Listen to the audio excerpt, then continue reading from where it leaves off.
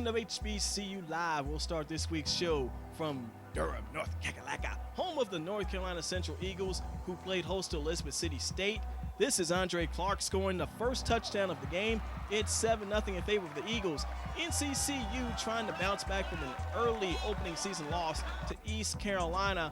I'd say they atoned for that defeat. Petey Boone with the fumble for the Vikings. It's picked up by C.J. Moore. He takes it inside the red zone. The Eagles are ready to fly. So they give that ball to Andre Clark, and Clark rambles his way into the end zone. 12 carries, 83 yards, and 2 touchdowns. It's already 14-0 in favor of Central. The defense stepped up as well. Terrell Houghton sacked on this play by Jaquan Smith. Then the running game picks it up. Deontay Wright with a big gain. That's going to set up another touchdown early in the second quarter. It's that man again, Andre Clark, already 21-0. It's 24-0 just before the half, before ECSU finally gets a drive going. And the man who triggered that drive would be the quarterback, Terrell Houghton. He escapes pressure here, takes it up the sideline, takes it into the Eagle side of the field for a first down. Kenny King would do the rest.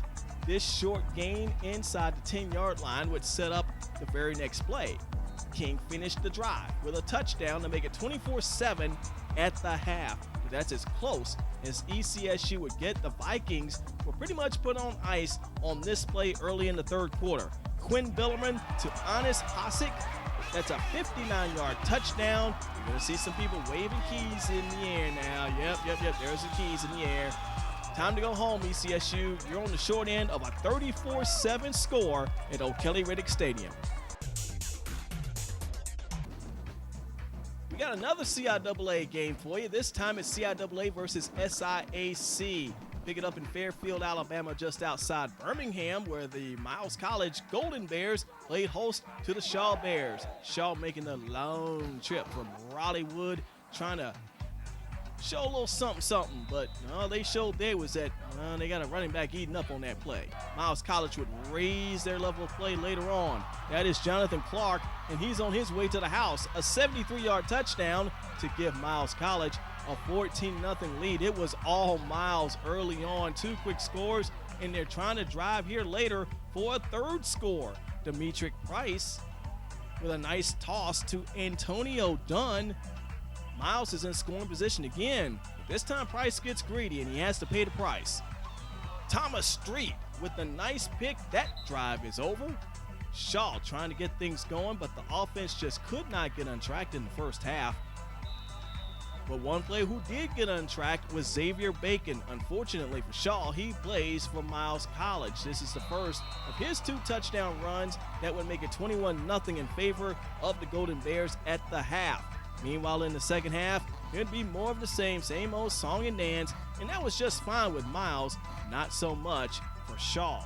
Xavier Bacon sizzling up the middle into the end zone. That's a 28-0 lead now in favor of Miles. Now, I do have a highlight for Shaw. I promise you I do. They did do something in this game. Trey Folston finds Kowalski Kitchens down the middle. Nice catch by Kitchens. It's a touchdown. The 2 fans that made the trip from Raleigh to Birmingham, they loved it. Probably had ribs after the game as well.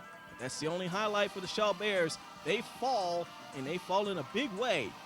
Miles College wins. Final score, 30-6.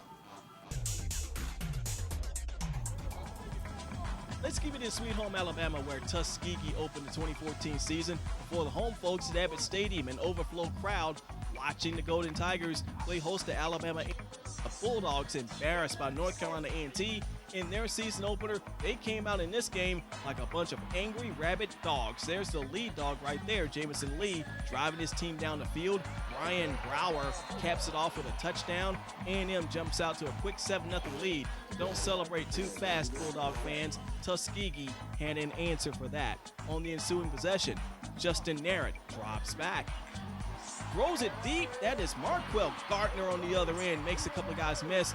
Forget about it. That's an 87-yard touchdown, and we are tied at 7. But there were big plays on the other side of the field, too. And that's good news for first-year head coach James Spady. Lee drops back the pass, escapes the rush. Finds his receiver on the sideline. That's Octavius Miles. He will emerge from the chaos, and he will go down the sideline. 72 yards for a touchdown. 14-7 in favor of A&M. Then the Bulldog D comes up with a big sack there. They start to take command of the game in the first half. Lee hit Montavious Smith with a touchdown to make it 21-7. 21-10 at this point when A&M drives back down the field. Lee finds Tevin McKenzie along the sideline. Bulldogs moving it down the field again. Then it's Lee on the quarterback keeper, taking it inside the 5-yard line on the very next play. Brian Brower caps the drive, his second touchdown of the day. 27-10 A&M at the break. Tuskegee needs a spark, and they need it fast. Snap a finger, wave a hand. Maybe some magic will happen in the second half at Abbott Stadium. At least it started good. Special teams coming up big for the Golden Tigers. On the opening kickoff to start the second half, watch this hit coming up. Tackling the ball pops loose. TU recovers, and then the Golden Tigers drive inside the 10-yard line. Disaster strikes at that point, though. Kevin Lacey sacked by Justin Brown and Arika Jackson. Golden Tigers going for it on fourth down, trying to make something happen. Lacey fumbles. David Dagrin recovers. Tuskegee would never recover. A&M scores an impressive win down in the heart of Alabama over Tuskegee. Final score in this game, 30-17. That's music to the ears of James Spady. Toby Durham caught up with him for a little bit more. Take it away, Mr. Durham. Coach, what was the biggest difference between the game between North Carolina A&T and Tuskegee? You know what? I don't know. I know that North Carolina A&T was a fast football team, and they were, we couldn't keep up with their speed. I think that against Tuskegee, we got off to a really good start defensively and kind of set the tempo, and were able to do some of the things that we set out to do early on in the game. And we noticed that you guys have a no-huddle offense, and it seems faster than the usual no-huddle offense. Is that by design, or did the offense just develop a chemistry together? No, it's by design, and we did definitely develop a chemistry. We've been working on it since we got here, just making sure that we not necessarily go warp speed. We're not trying to be the fastest team on the planet, but we do want to run our plays in a way that we dictate the tempo, and so we'll get in and out of different offensive tempos if the game dictates that. And if it doesn't, then we can slow down and take our time. But we want to be the ones that decide that and not have that dictated by the other team. Your defense shut down Tuskegee this past Saturday, after giving up 38 points to A&T in the first half. What was the difference in mindset on the defensive side of the ball? Well, we worked all week on just making sure that we were, lined up properly, that we were playing assignment football. On defense, if you have one guy out of place, it could degrade the entire defense. And so we wanted them to be a little more accountable and more responsible about where they were supposed to be and being able to play their assignments. And then, you challenge the players, and we did. We said, hey, you got your butts kicked. And how are you going to respond to that? Are you going to continue to get your butt kicked, or are you going to fight back? And you guys were picked to finish last in the East Division in the SWAC. How does that motivate you and your team? Yeah, it's a non-factor. The preseason predictions are nowhere indicative of where you should be at the end of the season, as far as I'm concerned. If they had picked us first, I wouldn't have bought that either. But preseason rankings they don't count at the end of the year.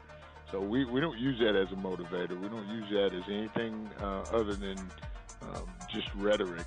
And our football team's got to get ready every week to play the next game, and that's the only thing that matters. Got a question for you. Who's the oldest HBCU? Is it Lincoln U or is it Cheney U? I'm not going to get in the middle of all that, but I will get all up in the mix of this showdown between the Lions and the Wolves, a Thursday night special, and these two teams put on quite a show. Pick it up in the first half. Already a 3-0 game in favor of the Lions. Doug Cook looking for more, finds Akeem Jordan across the middle. A 25-yard touchdown pass to give Lincoln a 10-0 lead.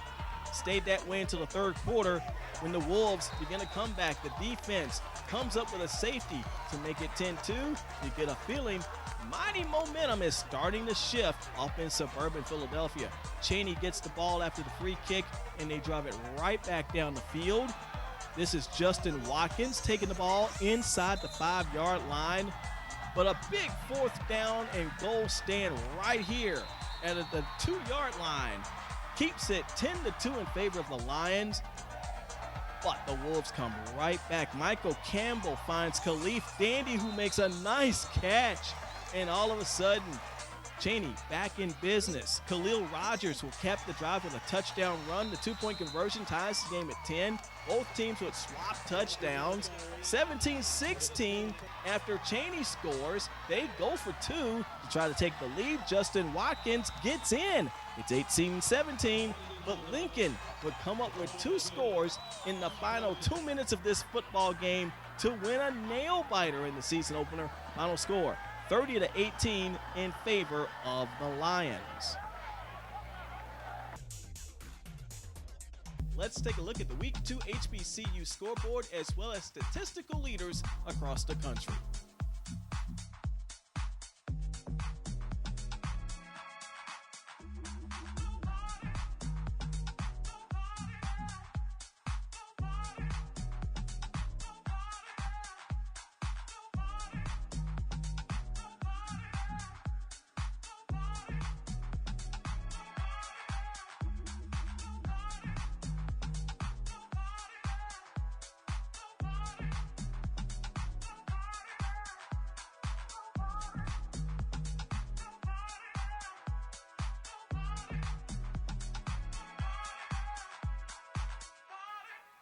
Did you like what you saw on this week's show? If so, there's room on the bus. Sponsorship opportunities are available.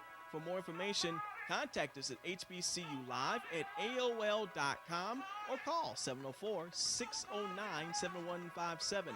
That'll do it for this week's show. We'll see you next week with another edition of HBCU Live, the pulse of Black college sports.